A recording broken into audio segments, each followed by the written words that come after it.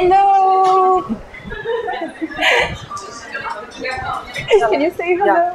Hi everyone! We're starting. We were not expecting this many people, so this is amazing that you're all interested in our talk about bias in AI. So today we're going to try to kind of explain a bit bias in machine learning models. First of all, I'm just going to introduce myself. My name is Afaf Taïk. I'm a postdoc at Mila and Université de Montréal. I work on responsible AI and AI for social good. And I focus a lot in my work on fairness and privacy in machine learning. I've obtained my PhD in 2022 from Université de Montréal, and I also have a background in software engineering.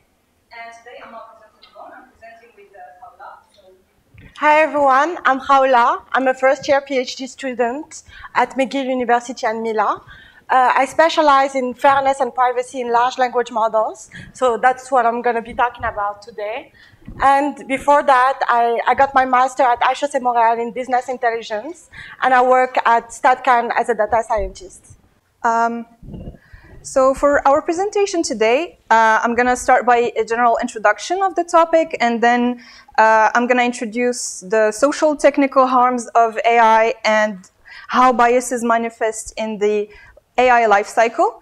A little bit of a negative part of the presentation, but then I'll pass it to Khaoula, who's going to talk more about biases and safety in large language models and a case study of Llama 2.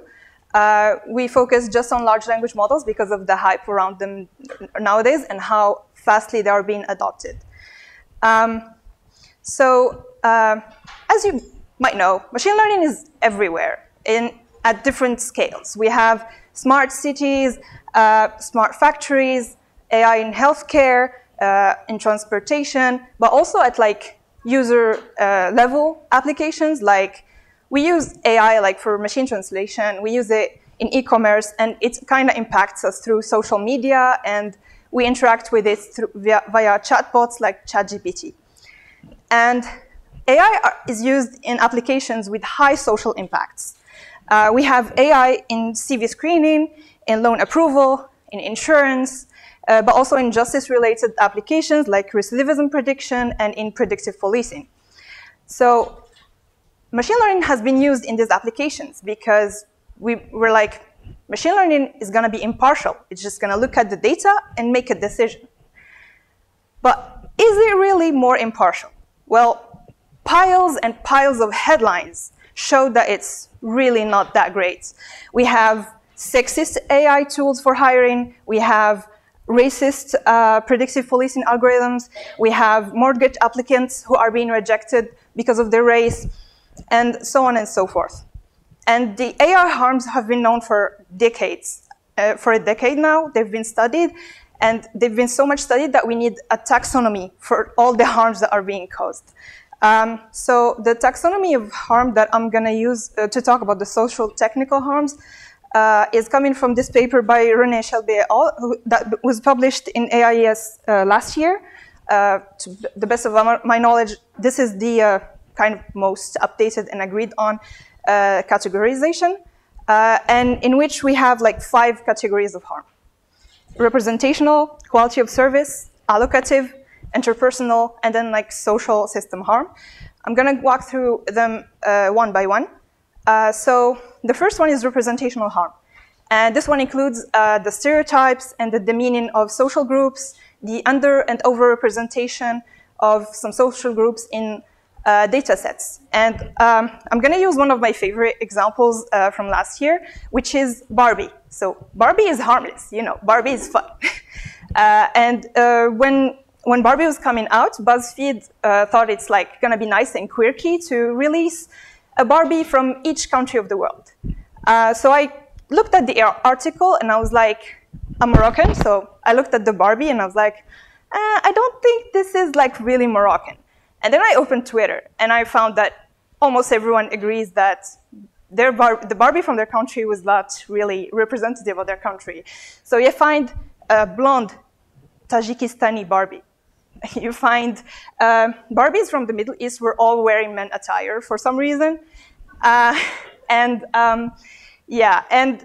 there were some more harmful and really sad stereotypes, like the Barbie from Sudan was carrying a firearm, and the one from Lebanon was standing on rubbles. And it seems like the model, Midjourney, kind of picked up on the fact that these countries are like synonymous with war and generated Barbies with these themes.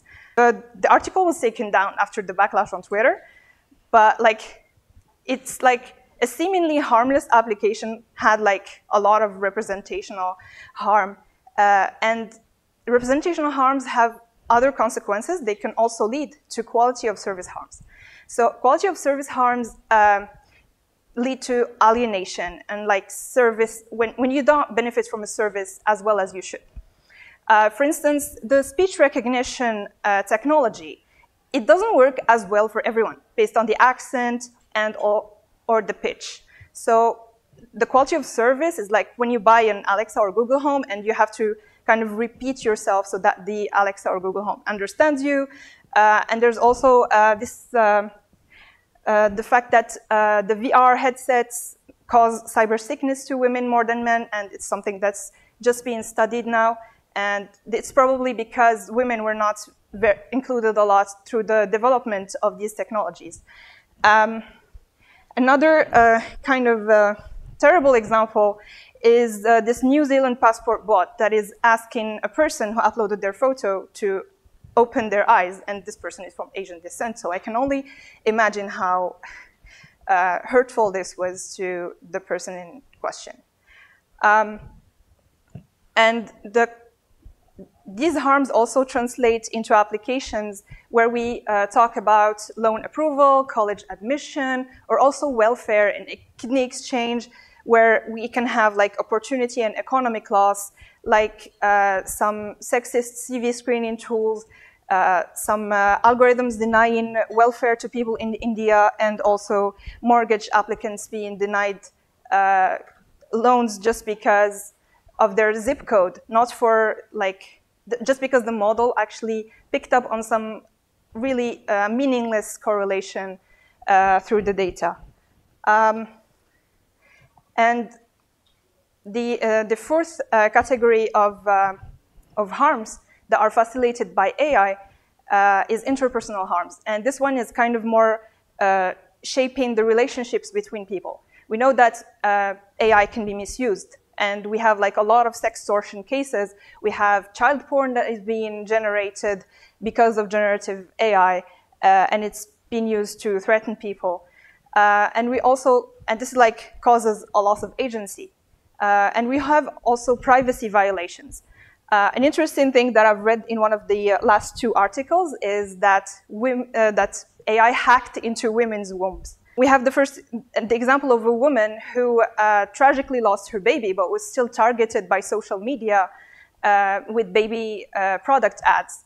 And we also have this wild story where, so this girl, this teenage girl received coupons via the mail about baby products. And her father was angry. He went to Target asking them, like, why are you sending this? Are you like encouraging my daughter to get pregnant? She's a teenager. Because the coupons were really directed to her. And then he found out that his daughter was pregnant. So Target knew that she is pregnant just through her purchases and like tracking her and predicting that she's gonna have a baby. And like the last part of harms that that was identified is more general. It's more on the social global level.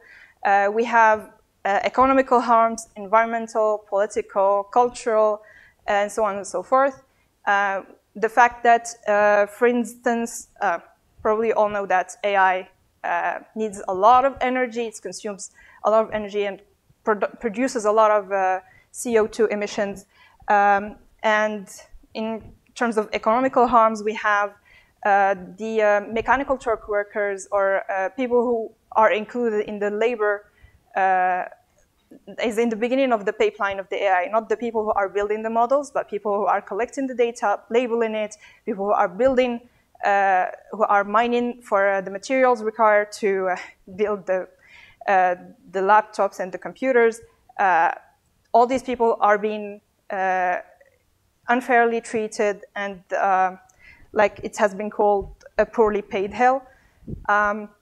We also have how some of the impacts of AI, for instance, in predictive policing, where some poor neighborhoods, mainly made of Hispanic and Black people, are being targeted. And then like that creates an endless feedback loop where there are more arrests being made in these neighborhoods, which means like, oh, we need more policing. But many of these arrests are not really right. And then like finally, we also have AI that is shaping the political landscape through social media. And so people abuse the social media, machine learning abuses the recommendations and targets people for political campaigns in really crazy ways. So I think you've heard enough about the harms. Yeah, I know. I'm gonna stop now. I'm just gonna try to identify the sources of these harms. So I'm mostly focusing on the first three categories of harms, which are representational, quality of service, and allocative. However, like this also extends to the other categories in a way or another. So the main culprit is bias, and bias, like usually when we think about why is the model biased, we point to the data, and that is true. We have like different data biases that happen in the data pipeline. So, for example, for large language models, we have a selection bias. So in this case, what we have is like more than 67% of the solutions of large language models are focusing on English and then like followed by European languages. However, we have like 3 billion of people who speak languages other than English. So the large language models, they focus on the English-speaking world, while the other parts of the world is considered like low resource. We also have label bias, where, for example, the people who are labeling the data, this is an example of image classification. So we have two wedding photos. The one is coming from a Western point of view, and the other one is from African wedding. So the first one, the person who labeled the data was able to say, oh, this is a wedding ceremony, bride, man, groom. But for the other photo, what was identified is just person, people.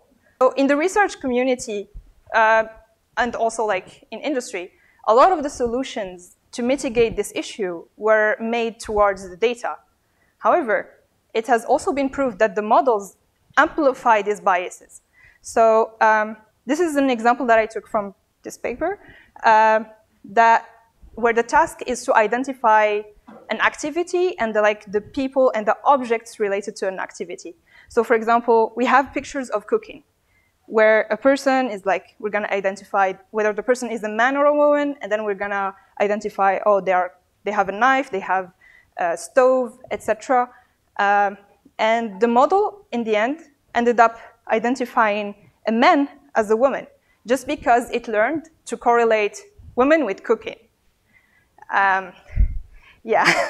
So to just give you a broader view of how the biases exist, we live in a world that is not very perfect. The world is biased. So we have historical biases that were generated by the people who are like approving the loans or hiring people or labeling, etc.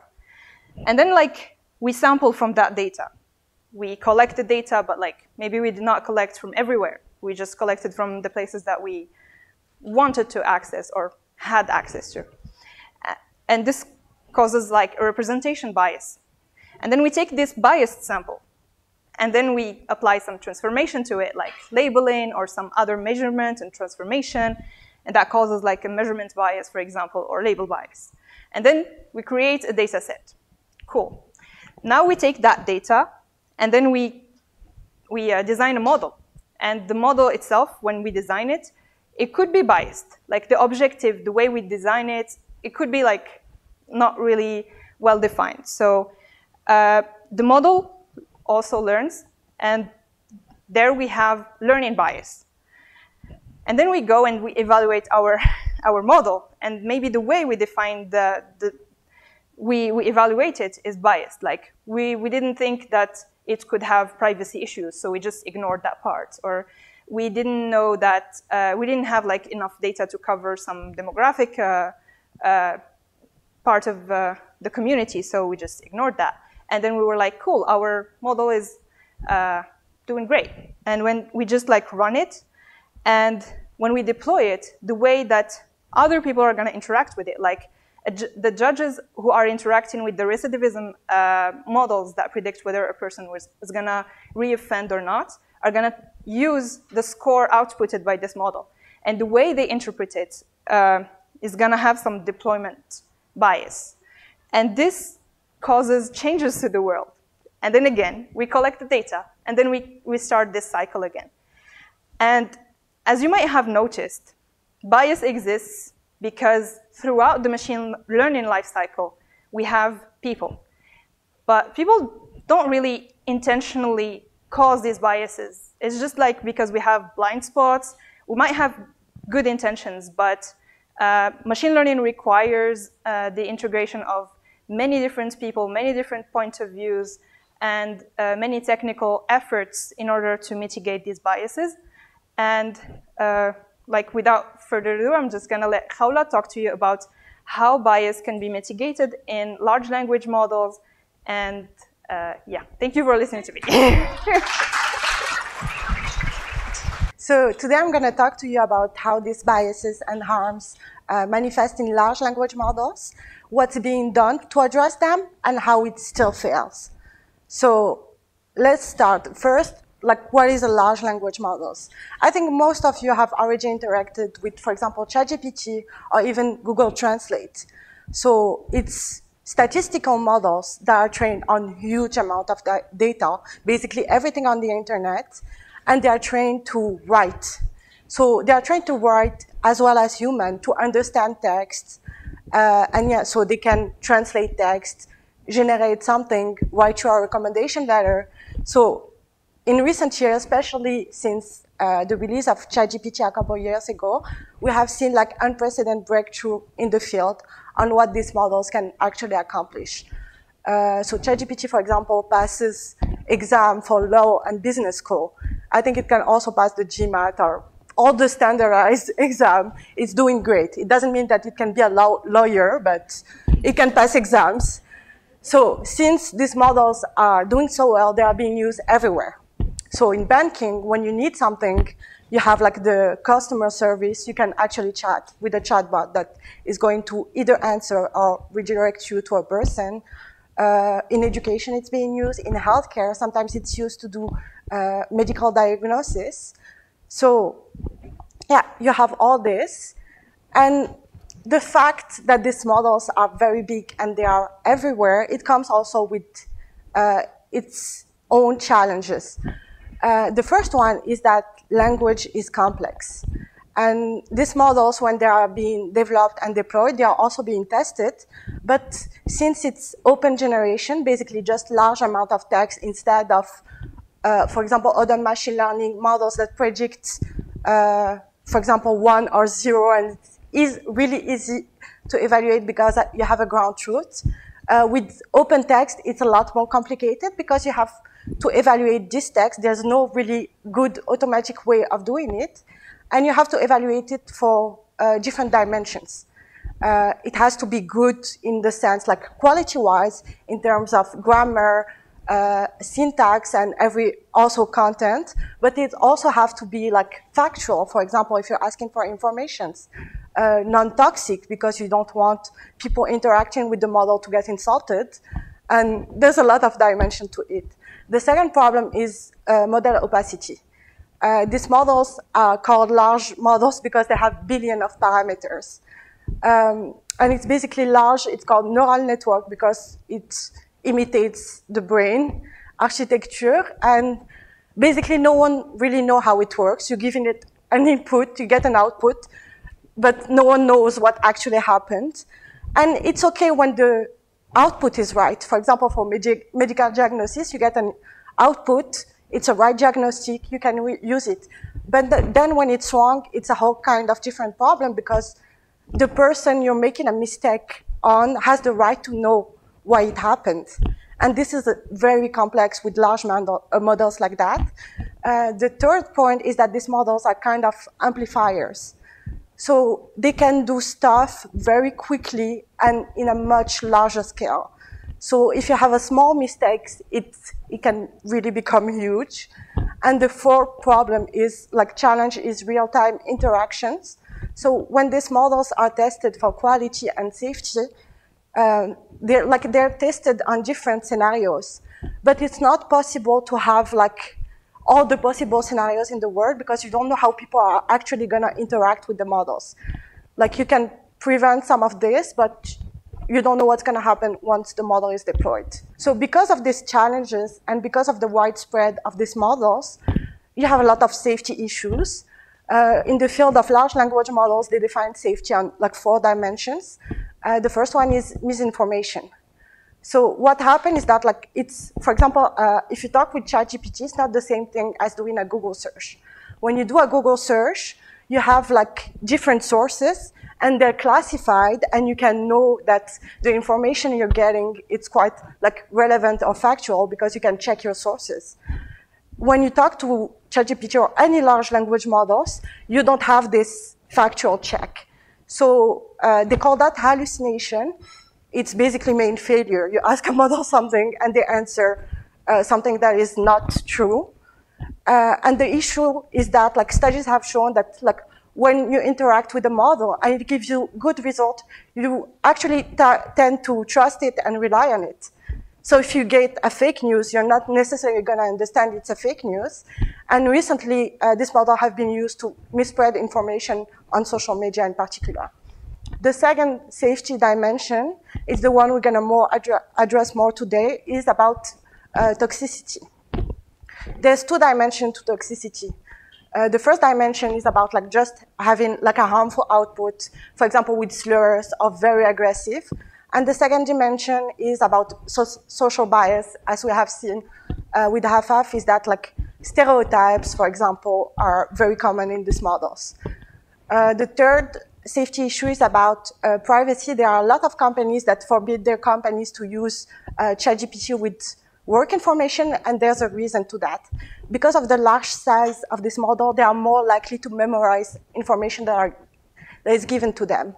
So if you give them your number, there's a high chance that they're going to give it to someone else.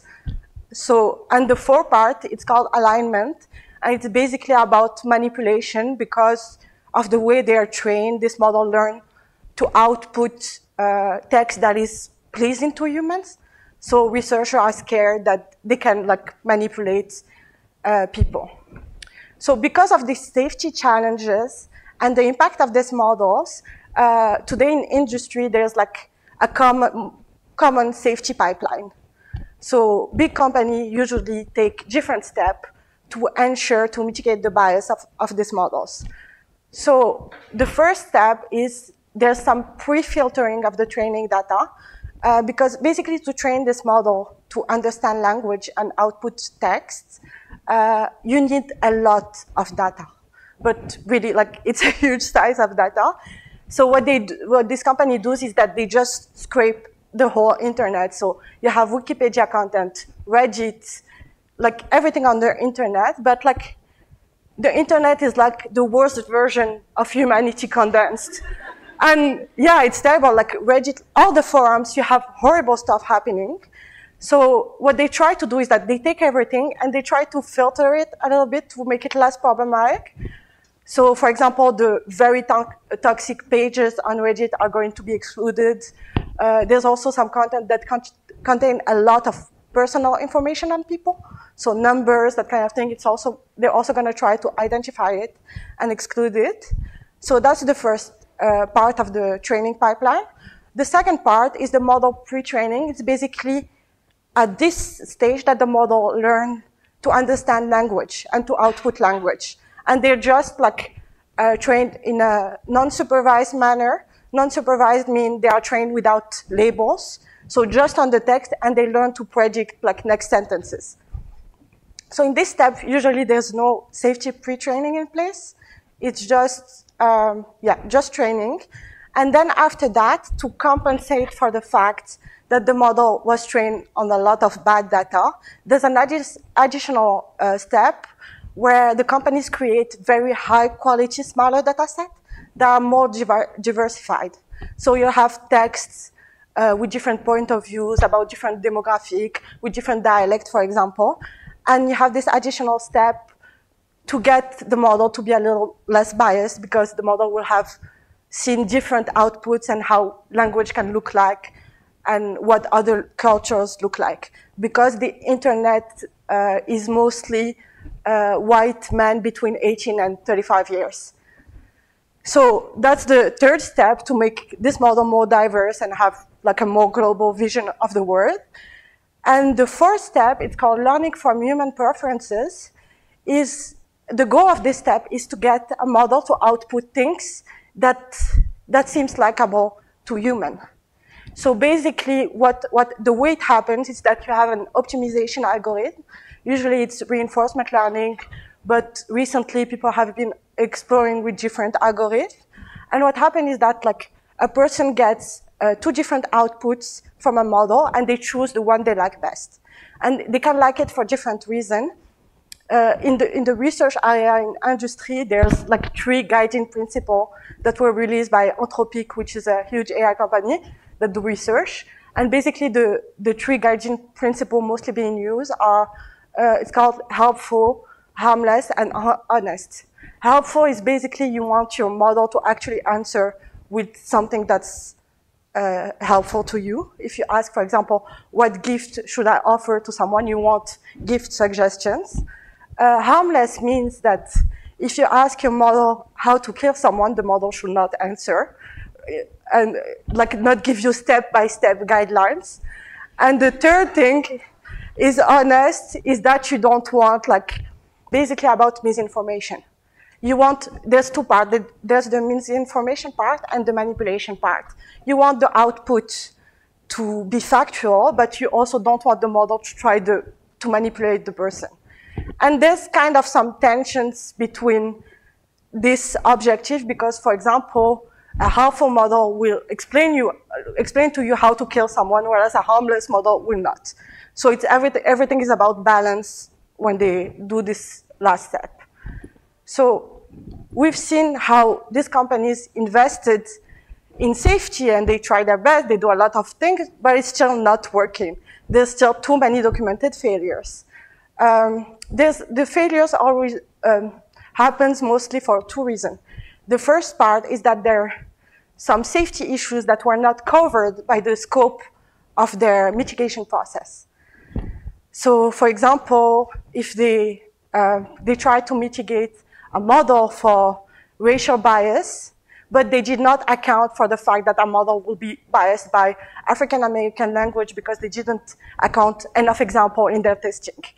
So there's a study that has shown that when you interact with the large language models with African American language and you ask certain questions, then the model is still heavily biased against Black people and suggests that they're criminals and jobless, that kind of thing. There's another failure mode, let's call it like that, is that the safety metrics are working, but they are not working as they are supposed to be working. They're kind of overcompensating. They're just like, okay, they need diversified output. Let's put diversified output, whatever the input is. So one of my favorite horrible headline is Google apologized for missing the mark after Gemini generated racially diverse Nazis. So this is an example of how safety mitigation techniques are overcompensating because it happens at the last step. The model has all this bias and it's just learning at the end that it needs to be diverse. But it doesn't understand really all the social technical context behind bias. It just understands that it needs to be diverse. So there's also a lot of failures documented in the research literature, and this one are more about the robustness of the safety safeguards. And there's a lot of work that has shown that it can be very easily broken. For example, the model is trained to not be biased against Mexican people, but then the model is biased against Indian people. And there's a lot of literature like that that see that, okay, this is not working, there's still a problem, we need more work.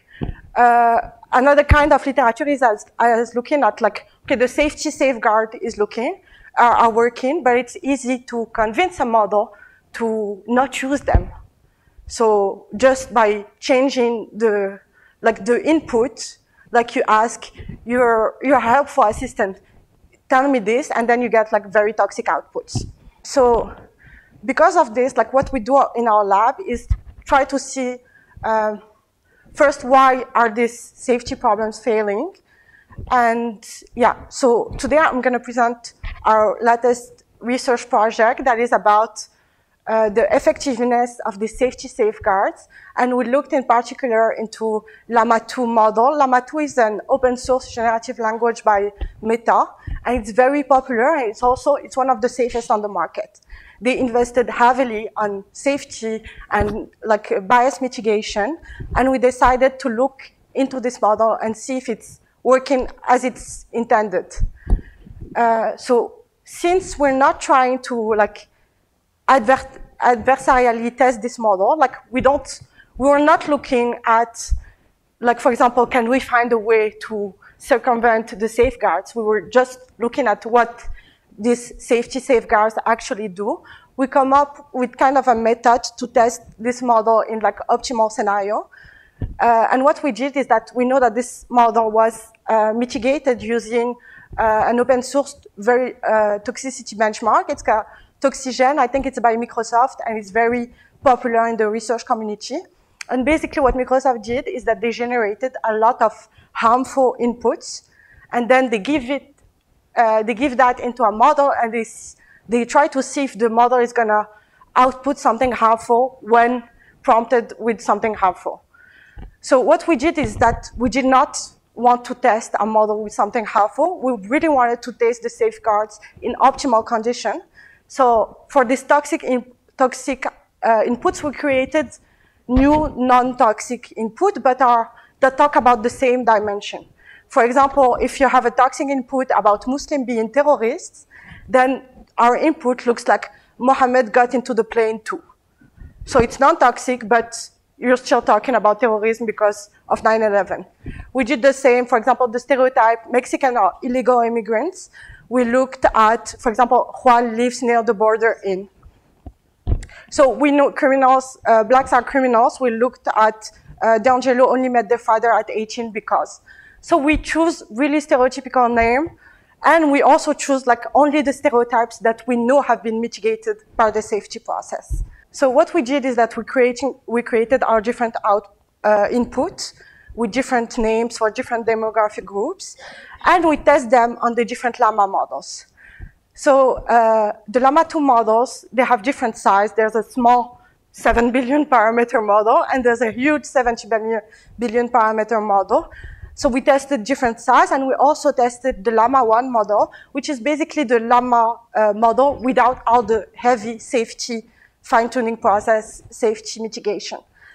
And what we do is that we feed this prompt to the models, and then we look at the output, and we try to classify them into categories. What is the model actually answering when it's being prompted by non-toxic prompt, but that have some kind of association with harmful stereotypes? So yeah, we classify manually everything. It's around 20,000 output. It was very painful. We also had to classify everything multiple times, and we come up with kind of a taxonomy.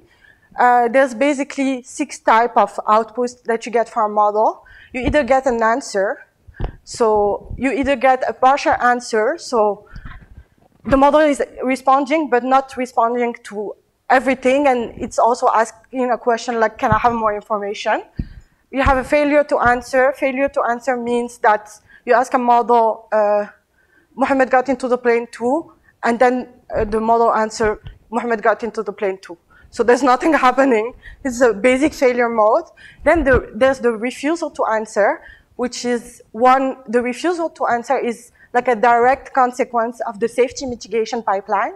Because what happens is that these models, when they are trained for safety, they learn that there's if a user interacts with them with something toxic, they have to answer, I'm sorry, I'm just a large language model, but I cannot answer this request because of safety reasons. So that's the refusal to answer. Then you have the harmful refusal.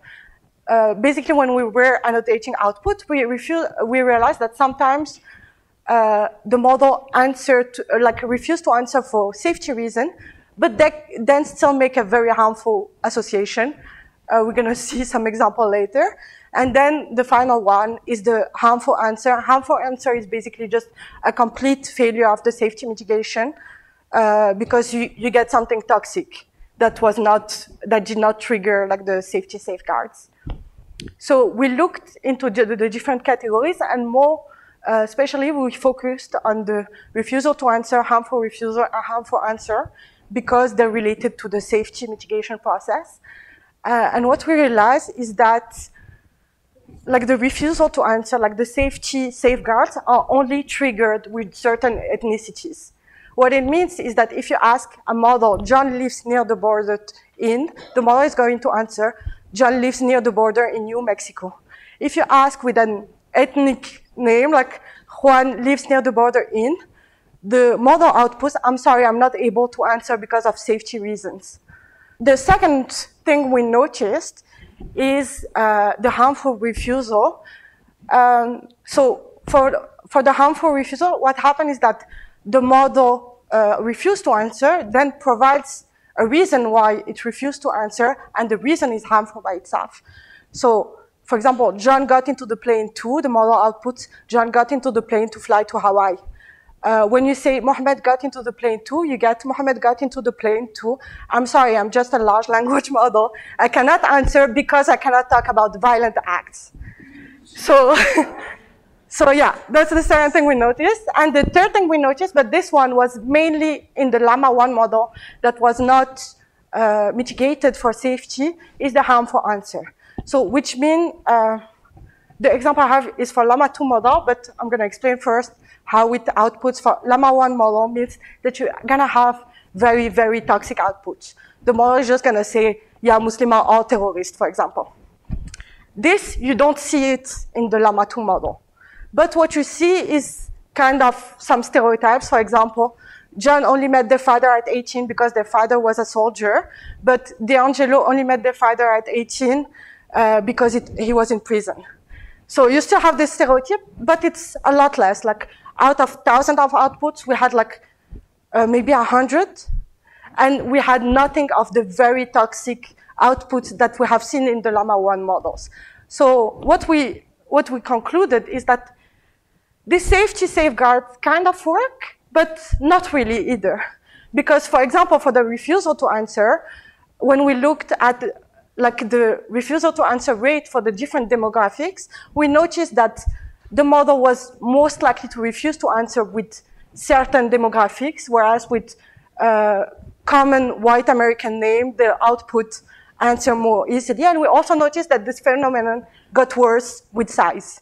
So we think it's because like the safety safeguards are more heavy, for the bigger models. And yeah, so basically our conclusion was that, okay, we mitigated the representational harm, but not really, because we still have like the harmful answer output where the model is still making the same association, but instead of saying Muslim are terrorists, the model is saying, I'm sorry, I cannot talk about terrorism. The second thing we notice is that when you interact with a model with certain ethnic name, then you don't get an answer. And we have seen earlier how there were like different types of harms and how you had like the stereotypical harms, which are the harmful association, and the quality of service harm, which happen when you don't have the same quality of service for the different demographic groups.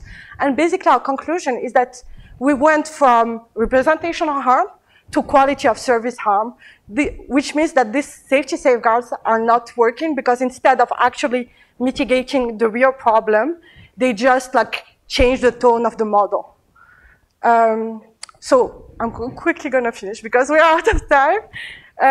So why is this still happening?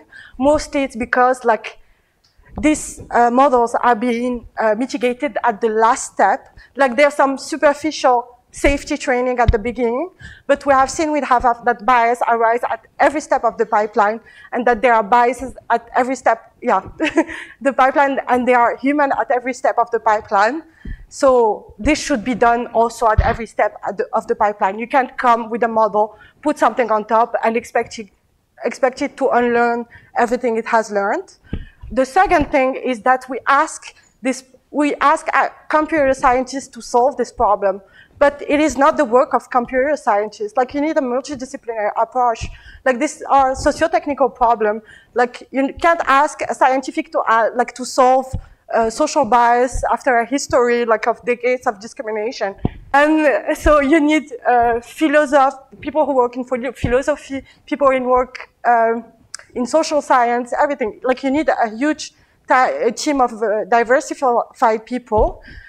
And also, one of the steps is that you need better quality data, because most of the training happen on everything on the internet, and this is not a solution, because it's a very, very toxic input. And the justification is that, oh, you need large amount of data, and it's the only place to get large amount of data. But this company actually have the resource to do better. So thank you. And this is a clear code to our model.